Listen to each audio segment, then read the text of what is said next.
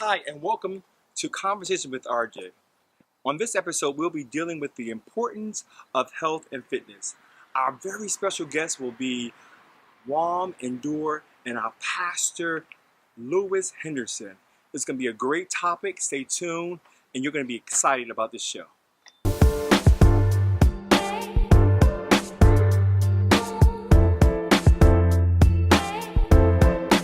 Hi, and welcome again to Conversations with RJ. Our subject matter on today will be the importance of health and fitness. Our special guest is Walmbeqan N'Dure. We're going to have a discussion or a conversation, if you will, about fitness and health. So, thanks for being here, Walm. Absolutely. I'm really happy about that. So, tell me a little bit about what you do and your company. Okay. Well, we're going to give you some gifts from the company before we get started. Okay. I love gifts. Yeah. Okay. Here's yoga, which is one of the things we do. Okay. We do black light spinning. As you know, you get to be silly. You get to paint yourself glow in the dark and sweat. Okay. You have, with the black light spin, we feature Sandy Fanny. Oh, man. Thank you so very much. Thank you so very much. So we do personal training as well. We just started boxing. Okay. Where are you located, first of all? We're located right on the main street in Market Street. Okay. Downtown North. We're across from the Prudential Arena. Okay. 877 Broad Street. Third floor. For those of you who can't find it, you'll see the bottom storefront is Elegant Eyes. Okay. A very popular eyeglass store down there. You can't miss it. Once you go up to the third floor, you can ring the bell. You know, we'll buzz you in. Okay. Once you come up to the third floor, you'll see 304, 305, Walm's World of Fitness. 304 is our spinning room, and 305 is the fitness room. I actually have new equipment that's coming. I can't wait. You got to come and try it out. Okay. I definitely will be there. Yeah. So our subject matter today is nutrition. I wanted to speak about nutrition. I mean, as you know, it's easy to work out, but I think the importance is what we put in our bodies. Absolutely. So I want you to speak to that as far as, what should we eat when we prepare to work out?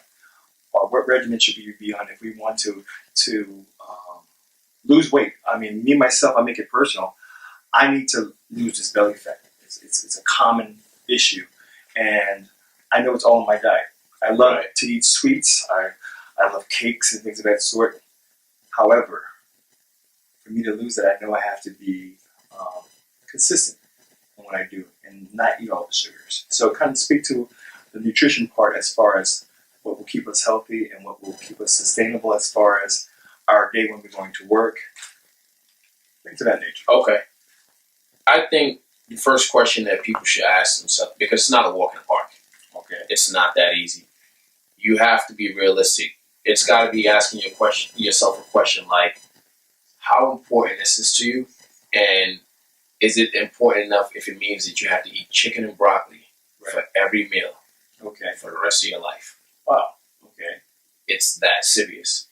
Okay, I understand that drinking water, having 6 to 8 hours of rest, not eating junk food were very important. Absolutely. In your daily regimen. Can you speak to that? Yes. Well, sleep is the utmost important. Those who have, or the individuals who have a lot more body muscle, actually burn more, or their body does more work at rest. Wow. Okay. Muscle requires a lot more energy at rest because what does it do? It recovers. Oh, okay. It's actually 3 times harder to get rid of muscle once you have it than it is to get muscle. Wow. Okay. Now, how simple is that? That's very simple. So if I sleep for like 24 hours, I'll lose I need about 24 hours to lose all this, right? If you were asleep for 24 hours, we need to figure out what's going on. We need to be knocking on the door. Hey, RJ, we need the show running. Come on. Yeah. So sleep is very important. That's your recovery process. Okay. When you're working out, we all know this, you tear muscle tissue. Okay. You have to tear it in order for that muscle tissue to rebuild and become stronger. So if you're not sleeping and you're not getting, the proper rest, you can't expect to build muscle. And as easy and consistent as you want it to. Right. So walk me through a normal diet. I know, you're waking up in the morning.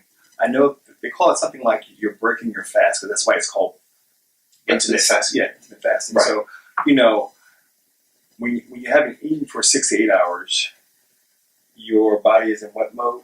It's like is it in a starvation mode or callous? I wouldn't really call it starvation. It's like a working mode, Okay. but it's like a recovery process. Okay. That's how we look at it. You're fasting during that process, obviously, Okay. but that sleep, you need the recovery. So you need to sit down, or you need to lay down in this case, and you got to allow the body to just recover and rebuild. Right. And again, when you work out, and the more you work out, it's better off for you because your body works more. Okay. So if you wanted to burn that fat, you got to build more muscle. Okay. So walk me through what would be my breakfast, what would be my lunch, what would be my dinner. So I know in the you need sustainable. They said that your biggest meal should be your breakfast. Should be one of your biggest meals. Okay. So your biggest meal should be your breakfast and should be your middays within maybe 11, 1, or 4 p.m. 4 p.m. for some people is a little bit too late. Okay. So let's do a breakdown. I mean, realistically speaking, you should be doing 5 to 6 meals a day. Okay. And why? Because this is how you get your metabolism running. Okay. Let's think about a warehouse. Mm-hmm. If you store a warehouse one time, you never go back to add more product, what do? It's stored, it's just keeping it in there. Right. Your body's kind of like a warehouse. Now, if I come in and hey, RJ, I need to use your warehouse, but it's already full. Well, we got to get some stuff out. Right. So, all right, well, let's figure out what we can do. So it starts, you start chipping away at all the things you don't need. We call it stubborn fat. Okay. You put in new products that you do need, which are the good things, and you get rid of the stubborn fat. Wow. So that process is how your body's not stupid. Okay. If you eat twice a day, like RJ wakes up in the morning, you ate at 9 a.m. and the next meal is like at 6 p.m. I'm not going to dispose of anything. Your body's going to keep it all like, look, this guy's crazy. Okay. He doesn't want to feed me, so I'm going to keep everything in. Store that. And I'm going to store the stubborn fat. Yes. And since he wants to be stubborn with his meals, I'm going to be stubborn with this process because I need to chip away from this slowly. Okay. I can't eat. It can't get rid of the food that fast. Right. It has to be able to chip away because it doesn't know when the next time you're going to eat. You might not even eat at 6 o'clock. Okay. Okay. But you ate at 9 a.m., your body's like, okay, whatever. RJ doesn't eat. He usually eats at 11 a.m., but he's starting something new. I'm still going to store this. 11 a.m., you ate again. Oh, wait. What's going on? Okay. Let's get rid of that. This is a new process, but whatever. We're going to store 11 a.m. Okay. You ate at 1 p.m. What's going on? It starts getting confused. All right, let's get rid of 11 a.m. Wow. 4 p.m. This guy's on to something. I don't know what it is. I still don't get it, but we're going to get rid of it. So that process of constantly small portion meals, 9, 11, 1, 4, 6, 9. So it's every 2 6 hours. meals, every 2 to 3 hours. Okay, good. So you'll see that your 9 to 11 is 2, your 11 to 1 is 2, your 1 to 4 is 3, 4 to 6 is 2, and 6 to 9 is 3. Wow. So you put in 2-3 hours in there, and the rest are 2 hours. Okay. So what are the actual things that you eat? Is it is it oatmeal? Is it hard-boiled eggs in the morning? Is it Greek yogurt? Just give me a rundown of what are the good things that you can eat that in the next 2 hours I'm not going to be hungry again. Okay. I'm thinking about energy. I'm thinking about, not going through those, if I have a donut in the morning. Oh, God. And an hour from now, I have this spike. Initially, I got all this energy. Then 2 hours, I got this, the spike, and I'm tired again. So tell me the right things, nutrition-wise, that I should be eating that will sustain my energy during the course of my work day and actually fill me up as well. I believe someone starting off with their nutrition process should start off simple. Once you get a system, up and running, then you can start to experiment. But I believe that when you start, you need to make it as feasible, 1, and 2, as convenient for yourself as possible. So I would say eggs, easy to get. Very easy to get. That's your protein. That's your protein. And eggs are going to last longer in your fridge. Okay. Usually Greek yogurt, the shelf life is not too long, so I would try to stay away from that. You can use that as a snack process, though. Okay. You can do that with maybe some whole wheat graham crackers as, like maybe 11 o'clock meal. But egg whites in the morning. Okay. Egg whites hold 90% of the protein in the egg. The yolk only holds 10. Okay. But the egg white is only, what? As far as calories. It's 90 calories. Okay. It's nothing. You can't really do anything with that. In many cases, maybe less than that. Some argue. But it's not about the calories, by getting the protein count. Okay. Now, your egg whites aren't going to feed you. We will stick. You got a lot of muscle. Let's be realistic, man. Okay. So you would need oatmeal. I would say for your stature, your physical rate. What type of oatmeal? Because I have old-fashioned oatmeal. You can do old-fashioned. Whole Foods actually has some phenomenal organic oats. Okay. You know, before we even do anything, I'm sorry, I take everything back. Before you can even start meal prepping, I think the most important thing you can do, and they have it at every supermarket, and when you go into the supermarket and you're doing it there, I wonder why people don't do it at home. Scale. Oh, wow, okay. Scale. How could you meal prep? How could you save money? How could you know exactly what you're eating if you're not measuring? Right. Scale, measuring cup, I take it back again, okay, and a measuring spoon. Wow. You need those. Okay, so you know what amount you're taking into your body. So they tell you need a tablespoon of extra virgin olive oil. Well, how do you figure that out? Yeah. If Home Goods and Walmart are selling two different sizes of tablespoons, then you're screwed up. Right. But as far as like measuring cup or measuring spoons, it's always the same standard. Okay. So you're not going to be wrong. So in measuring cup, scale, and a spoon. Okay. Okay. It'll completely change your life. And that's what we consider lean protein. Just lean protein. So in the morning, again, that oatmeal. One of the best things you can do is add peanut butter into your diet. I think everybody loves peanut butter. So we were speaking about lean protein, slow carbohydrates, and also healthy fats. So I want you to speak to that subject matter. What are the healthy proteins and the healthy carbohydrates and the good fats versus the bad fats that we need to look out for? I know a lot of people are suffering with high blood pressure and diabetes. Right. It's all have to do with what we put in our bodies. Absolutely. So that's why I thought this topic or this conversation would be great, because it's what we're eating. Right. On a consistent basis. We're eating the sugars and the salts and the flours, and we're hurting the bodies. A gentleman said this to me, which is funny. This was at Coach. You remember the shirts almost blew up off me. I couldn't find a shirt that fit me at H&M. And he comes in like, you look like you work out a lot. I'm like, yeah, I do. He's like, well, what's your diet like? I just started working on it. He gave me advice. He said, stay away from sugars and anything white. Wow. It's that simple. Anything white? Stay. Stay away from anything white. I'm just joking. Stay away from sugars, food-wise, and anything white. Powders, sugars. And he's telling the truth. So, healthy fats or, healthy carbohydrates, you mentioned diabetes, things like that. Now you know the difference. Brown rice is obviously not the best rice to eat. Exactly. But in comparison to white rice, it's a no-brainer. Right. Which one is more tasteful? Right. You can argue it, but people like white rice. Right. It's easier to eat, easier to consume. Right. It might take you a little longer to eat brown rice because it's a little thin. Yeah. But that's where the idea comes from when you think about diabetics. Okay. A lot of them don't understand controlling your blood sugar levels. Right. Is the real deal. Exactly. And that's what you have to do. Right. Now, they have a glycemic index rating of below 55 is called low. It causes a low effect to your blood sugar levels. Okay. 55 to about 68, 69 is a moderate effect to your blood sugar levels. Okay. 69 and above spikes your blood sugar levels. Right. Blood glucose levels.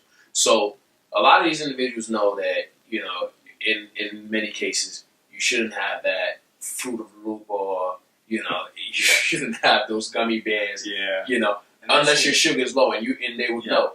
But if they were within the moderate effects, and they were just eating the foods, and then when you feel it rising a little bit, then you go to the low. Okay. So that's how you control it. So you spend the entire day eating those meals, like the complex carbs. Right. And what are complex carbs? So complex carbs are foods that So we have simple and we have complex carbs. Right. Now, here's the problem. A lot of people, simple carbs are bad. No. there's a difference.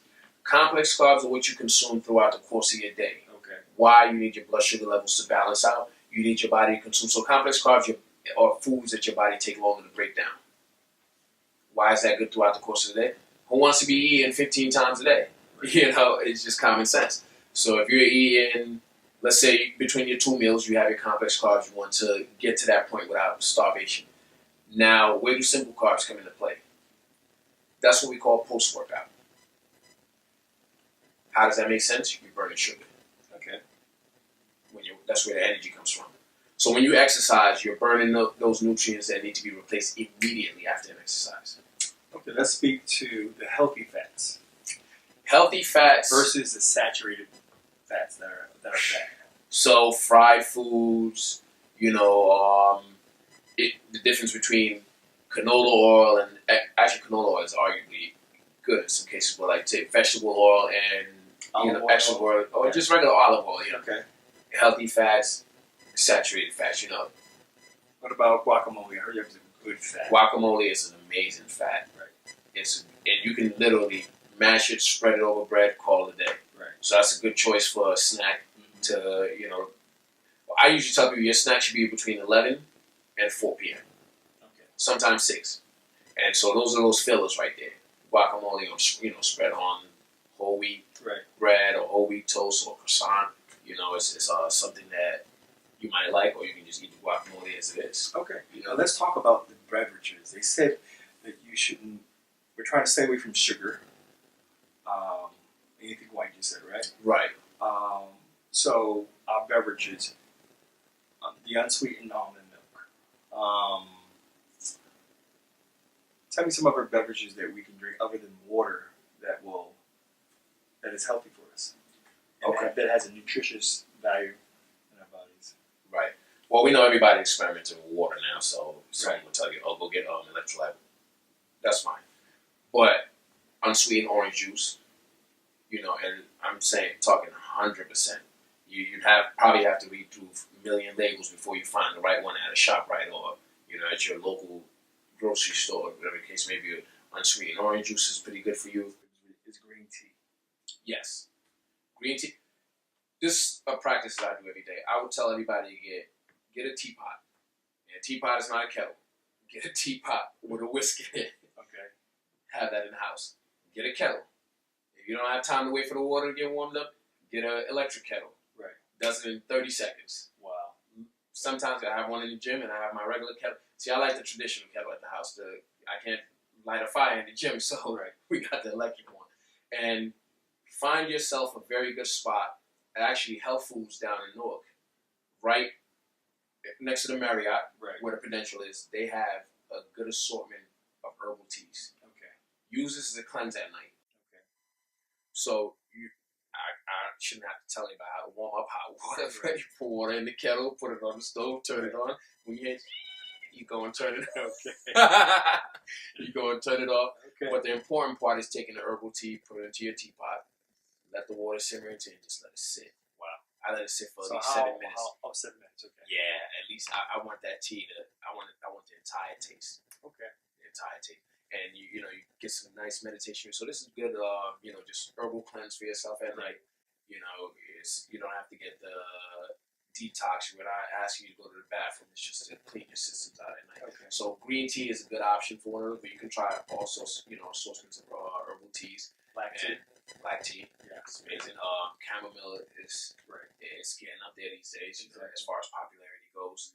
So, but it's the most important thing you said is just finding those juices, finding those other beverages that you can drink that are not Gatorade. Get rid of it. Okay. It is not completely though. Here's where you need Gatorade, and people argue this. You need it post-workout. Again, why? The electrolytes. And also, what's the most important part people are scared of in Gatorade? Sugar. But what happens? What do you do in the gym? When we trained together, and how did you feel afterwards? I felt exhausted. I felt drained because you just exerted all that energy. Exactly. Now we spent at least probably 30 minutes in the locker room talking. Well, what we should have been doing within that 30 minutes is finding ourselves with the electrolytes. Right. Okay. So some of the psychological things that we go through as far as our eating habits and being consistent, things of that nature. So thank you very much, and looking forward to the next segment that we have that will deal with bodybuilding and how we can, be physically fit by, running. I want to talk about running. I want to talk about, bodybuilding, body sculpting, maybe some yoga. Oh yeah. So stay tuned. Try some moves. Yeah. So stay tuned for our next show. See if either of us are that flexible. Yeah. Look like we just been in the gym all the time. Yeah. But it's good, and I'm excited about it. And I hope that you learned something from the show, nutrition-wise, what you should eat. Preparation is the key to life, so we need to prepare our meals prior to and be consistent. Drink a lot of water. That's another. Absolutely. Stay away from sugars and salts. So I hope this helped you, and thank you very much for joining us, and have a good day.